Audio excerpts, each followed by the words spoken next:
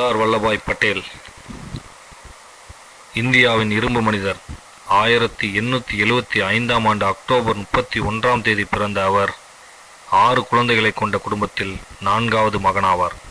தாயார் லட்பாபாய் பட்டேல், தந்தை ஜாவர்பாய் பட்டேல் ஆவார்கள்.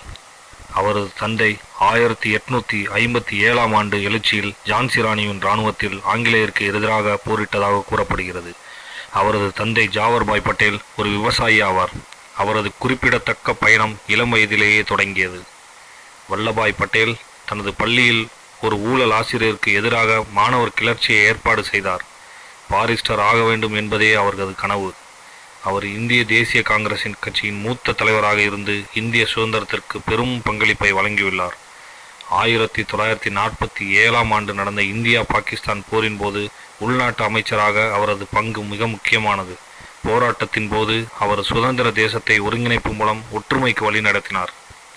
புதிய சுதந்திர இந்தியாவுக்கு ஒதுக்கப்பட்ட பிரிட்டிஷ் மாகாணங்களை ஒருங்கிணைத்து இணைப்பதில் அவர் தலைமை தாங்கினார். அவர் தனது 16ஆம் வயதில் ஜாவர்பென் பட்டேலை 1891ஆம் ஆண்டு திருமணம் செய்து கொண்டார்.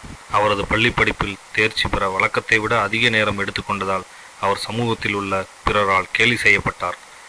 மக்கள் அவரது புத்திசாலித்தனத்தை கேள்விக்கு உள்ளாக்கினர். மேலும் அவரால் வெகு தூரம் செல்லவோ அல்லது அவரது வாழ்க்கையில் பெரிய விஷயங்களை செய்யவோ முடியாது என்று கேலி செய்தனர். ஒரு கடின உழைப்பாளியாக இருந்த பட்டேல் தேர்வுகளுக்கு பின்னர் சட்டம் பெறும் நோக்கத்துடன் நிதியை சேமித்தார். அவர் பிரிட்டிஷ் சட்டக்கல்விக்கு பிறகு பாரிஸ்டர் ஆனார். அவருக்கு 1903 மற்றும் 1905ஆம் ஆண்டு ஒரு மகளும் ஒரு மகனும் பிறந்தனர். அப்போது அவர் குஜராத் மாநிலம் கோத்ராவில் வசித்து வந்தார். அங்கு அவர் பார் கவுன்சிலுக்கு அழைக்கப்பட்டார். அவர் தனது பார் கவுன்சில் தேர்வில் தேர்ச்சி பெற்று பல ஆண்டுகள் தொழில் ரீதியாக பயிற்சி பெற்று நல்ல நட்பெயருடன் மிகவும் திறமையான வழக்கறிஞரானார். சட்ட படிப்பின் போது இங்கிலாந்தின் 2 ஆண்டுகள் வீட்டையும் குடும்பத்தையும் விட்டு விலகி மற்ற வழக்கறிஞர்களின் உதவியோடு புத்தகங்களை கடன் வாங்கி படித்தார். அவர் தனது நிதி ஆதாரங்களின் பற்றாக்குறையை வாய்ப்புகளாக மாற்றினார். உலகின் பிற பகுதிகளைப் போலவே குஜராத்தும் பிளேக் நோயால் பாதிக்கப்பட்ட தனது நண்பர்களுக்கு அவர் உதவி செய்தார். இந்த காலகட்டத்தில் அவர் தனது குடும்பத்தின் பாதுகாப்பிற்காக தன்னை தனிமைப்படுத்தி கொண்டு ஒரு பாழடைந்த கோவிலில் தனது நேரத்தை கழித்தார். 1909ஆம் ஆண்டு அவர் நீதிமன்றத்தில் ஒரு சாட்சியை விசாரித்த போது புற்றுநோயால் பாதிக்கப்பட்ட அவரது மனைவியின் மறைவு பற்றி எழுத்துப்பூர்வ செய்தி அவருக்கு கிடைத்தது. அவர் அதையும் பொருட்படுத்தாது தனது வழக்கை தொடர்ந்தார். வெற்றியும் பெற்றார். மீண்டும் மறுமணம் செய்யும் எண்ணம் அவருக்கு இல்லாததால் தனிமையில் வாழ்க்கை பயணத்தை தொடர்ந்தார். சமூகம் வாழ்வதற்கு ஒரு சிறந்த இடத்தை உருவாக்குவதில் கவனம் செலுத்திய அவர் போர்சாத்தில் எட்வர்ட் மெமோரியல் என்ற உயர்நிலைப் பள்ளியை கட்டி கல்வியை ஊக்குவித்தார். இன்று அந்த பள்ளி ஜாவர்பாய் தாஜிபாய் பட்டேல் உயர்நிலைப் பள்ளி என்று அழைக்கப்படுகிறது. 1917ஆம் ஆண்டு அகமதாபாத்தில் தனது நண்பர்களின் வற்புறுத்தலுக்கு பிறகு அகமதாபாத் நகராட்சியின் உறுப்பினராக தேர்ந்தெடுக்கப்பட்டார். பின்னர் 1924ஆம் ஆண்டு வெற்றி பெற்று அதன் தலைவராகவும் ஆனார் வல்லபாய் பட்டேல். 1917ஆம் ஆண்டு அக்டோபரில் மகாத்மா காந்தியை சந்திக்கும் வரை அவர் மகாத்மா காந்தியை பற்றி மிக உயர்ந்த அபிப்பிராயம் கொண்டிருக்கவில்லை. 1917இல் குஜராத் மாகாண மாநாட்டில் காந்திஜியுடன் இணைந்து 1918இல் காந்திஜியின் துணைவேந்தராக கெடா சத்தியகிரகத்தில் இணைந்து 1920இல் நடந்த மாநகராட்சி தேர்தலில் இந்திய தேசிய காங்கிரஸை அறுதி பெரும்பான்மையினுக்கு இட்டுச் சென்று தனது அரசியல் பயணத்தை தொடங்கினார். நாக்பூர் கொடி சத்தியாகிரகம் மற்றும் போர்சாத் சத்தியாகிரகத்திற்கும் அவர் தலைமை தாங்கினார். 1922ஆம் ஆண்டு சௌரி சௌரா சம்பவத்தின் காரணமாக ஒத்துழையாமை இயக்கத்தை இடைநிறுத்த மகாத்மா காந்தியின் முடிவுக்கு அவர் ஆதரவு தெரிவித்தார். குஜராத்தில் குடிப்பழக்கம், சாதி பாகுபாடு, தீண்டாமை ஆகியவற்றுக்கு எதிராக போராடி பெண்களின் அதிகாரமளிப்புக்கு அவர் தீவிரமாக பணிபுரிந்தார். 1927ஆம் ஆண்டு குஜராத்தில் ஏற்பட்ட கடுமையான வெள்ளத்தின் போது அவரது அசாதாரண திறமை தன்னை வெளிப்படுத்தி நிதி திரட்டும் இயக்கத்தை தொடங்கினார். பாதிக்கப்பட்ட பகுதிகளுக்கு பொருட்களை கொண்டு செல்ல தன்னார்வலர்களை திரட்டினார். எந்த ஒரு அதிகாரப்பூர்வ உதவியும் வருவதற்கு முன்பே அவர் மக்களுக்கு நிவாரணம் அளித்தார். 1928 பல வருட வறட்சியின் போதும் விதிக்கப்பட்ட அநியாய வரி உயர்வை எதிர்த்து பர்தோலி வரி இல்லை பிரச்சாரத்திற்கு தலைமை தாங்குவதற்காக அகமதாபாத் நகராட்சியிலிருந்து ராஜினாமா செய்தார் வல்லபாய் பட்டேல். இந்தியாவுக்கான சக்தி அவருக்கு சர்தார் என்ற பட்டத்தை பெற்றுத்தந்தது. அடிப்படை உரிமைகள் மற்றும் பொருளாதார கொள்கை என்ற தீர்மானம் 1931ஆம் ஆண்டு சர்தார் வல்லபாய் பட்டேல் தலைமையில் காங்கிரஸால் நிறைவேற்றப்பட்டது. சர்தார் பட்டேல் காந்தியுடன் 1932ஆம் ஆண்டு கைது செய்யப்பட்டு 2 ஆண்டுகளுக்கு பிறகு 1934ஆம் ஆண்டு விடுவிக்கப்பட்டார். அவர் 1937 தேர்தல்களில் காங்கிரஸ் கட்சியை வழிநடத்தி 1937ஆம் ஆண்டு காங்கிரஸ் தலைவர் பதவிக்கு ஒரு முக்கிய போட்டியாளராக இருந்தார். ஆனால் காந்திஜியின் அழுத்தத்தால் பட்டேல் தனது வேட்புமனுவை வாபஸ் பெற்றார். அதன் பின் ஜவஹர்லால் நேரு காங்கிரஸ் தலைவராக தேர்ந்தெடுக்கப்பட்டார். இதற்கு பிறகு இடைக்கால அரசை அமைக்க நேரு பிரிட்டிஷ் அரசால் அழைக்கப்பட்டார்.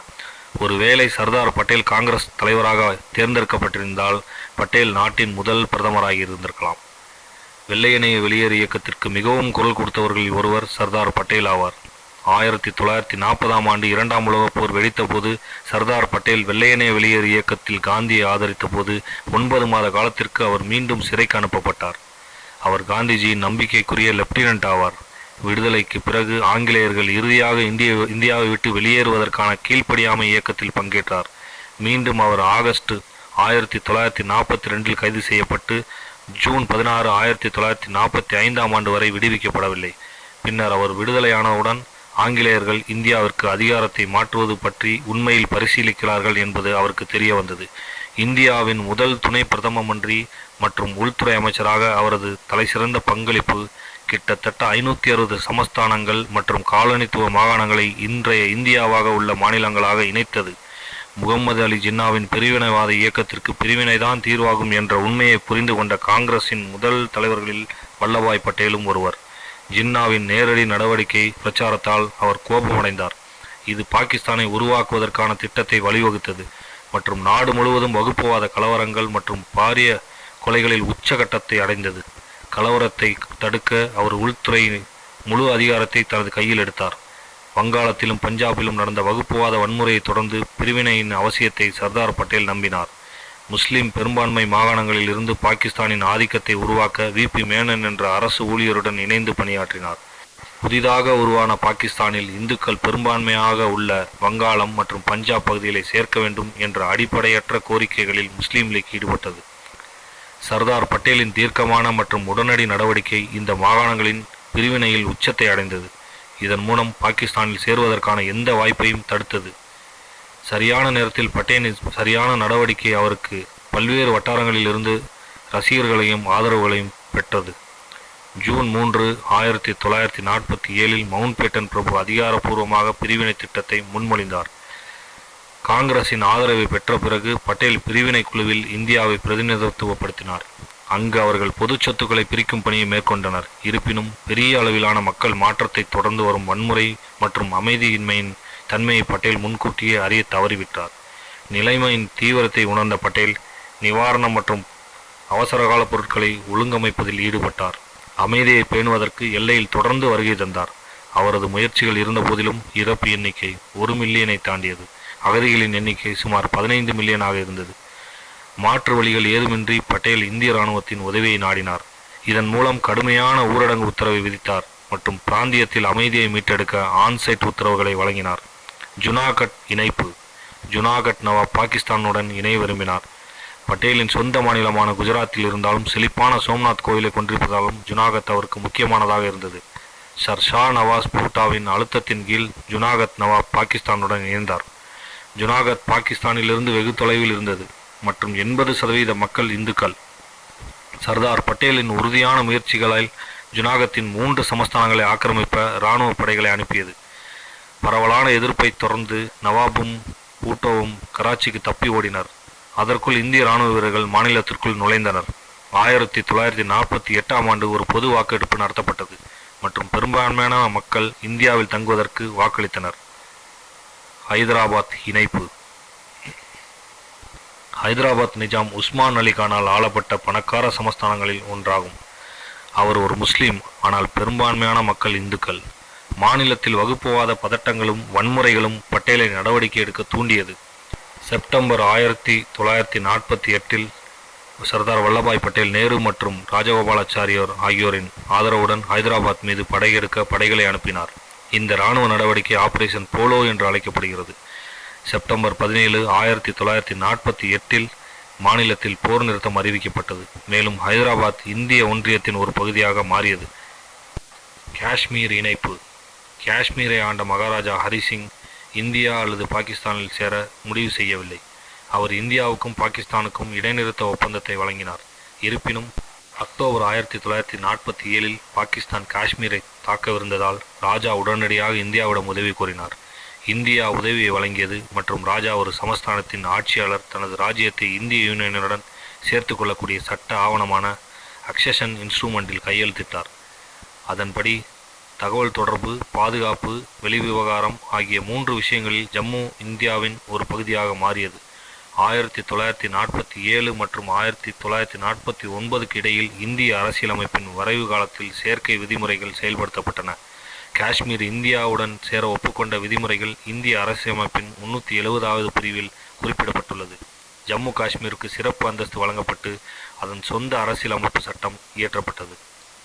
பட்டேல் தனது 75வது வயதில் டிசம்பர் 15, 1950 அன்று மும்பையில் உள்ள பிர்லா ஹவுஸில் தனது இறுதி மூச்சை விடுத்தார். இந்த திடீர் மரணம் மாரடைப்பால் ஏற்பட்டது. அவர் இறந்த பிறகும் அங்கீகாரம் மற்றும் விருதுகள் வருவதை நிறுத்தவில்லை. 1948 மற்றும் 1949ஆம் ஆண்டுகளில் நாக்பூர் பல்கலைக்கழகம், அலகாபாத் பல்கலைக்கழகம் மற்றும் பனாரஸ் இந்து பல்கலைக்கழகம் போன்ற பல்வேறு பல்கலைக்கழகங்கள் சட்ட முனைவர் பட்டங்களை வழங்கியுள்ளது. அவருக்கு 1991ஆம் ஆண்டு பாரத ரத்னா விருது வழங்கப்பட்டது. சர்தார் பட்டேல் வாழ்நாளில் சாதித்ததை பலரால் பலமுறை சாதிக்க முடியாது. இந்தியாவின் ஒற்றுமை மற்றும் ஒருமைப்பாட்டை உறுதி செய்வதில் அவரது ஈடு இணையற்ற பாத்திரங்களுக்காக அவர் இந்தியாவின் இரும்பு மனிதர் என்ற பட்டம் கொடுக்கப்பட்டது. இந்தியாவின் சுதந்திரம், ஒருமைப்பாடு மற்றும் தேசத்தை கட்டி எழுப்புவதில் அவர் ஆற்றிய பங்களிப்புகள் நாட்டில் அழியாத முத்திரையை பதித்துள்ளது. நன்றி, வணக்கம்.